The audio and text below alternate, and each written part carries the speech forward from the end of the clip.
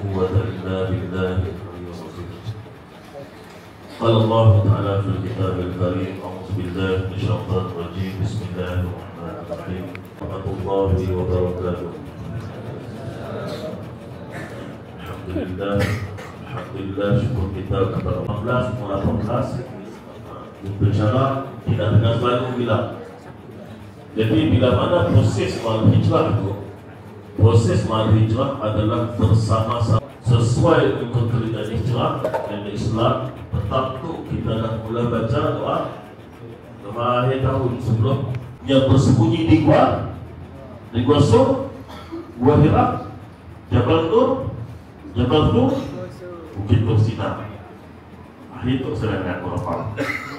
Bila mana Nabi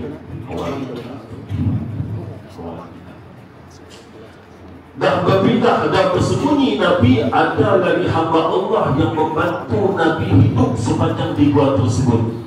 Salah satu yang ada utama supaya keberadaan di Nabi itu diketahui oleh penduduk Mekah pada masanya.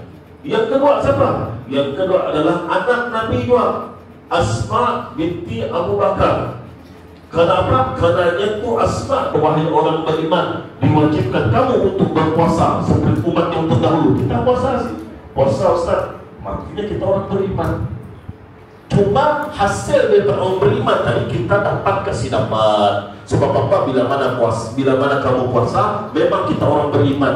Kita nak dapat na'allakum takutnya. Golongan orang yang bertakwa ya, boleh dapat, boleh ngisi.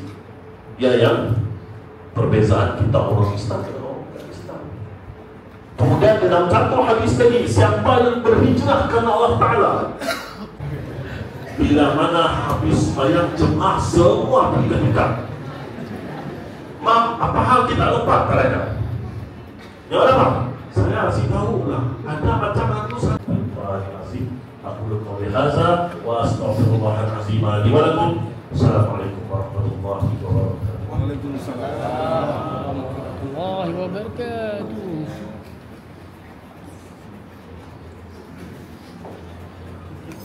Alhamdulillah, jazakumullah khairan akibat ucapan dari Ustaz Abdul. Hari ini adalah dapat dilangsungkan dengan ayatnya. Hijrah bukan sekadar perpindahan fizikal, tetapi juga perubahan sikap, minda dan jiwa ke arah yang lebih baik. Semoga semangat hijrah ini menjadi titik tolak kepada perbedaan pribadi yang lebih semalam dan masyarakat.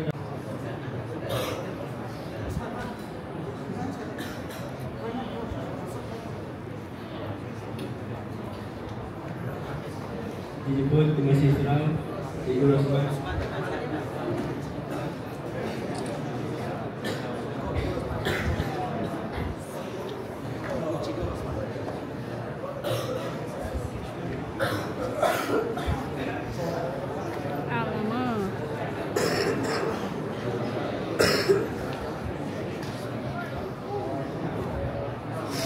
Jom ambil. Jom.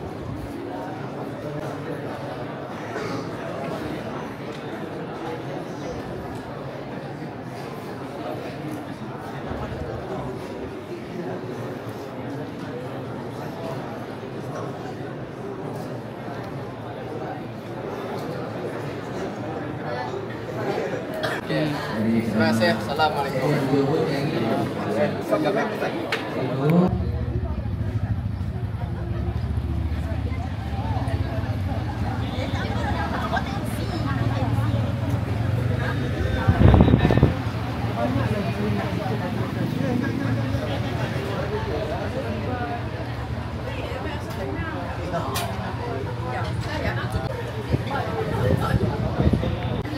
Siapa tak ada dalam video memang tak adil lah.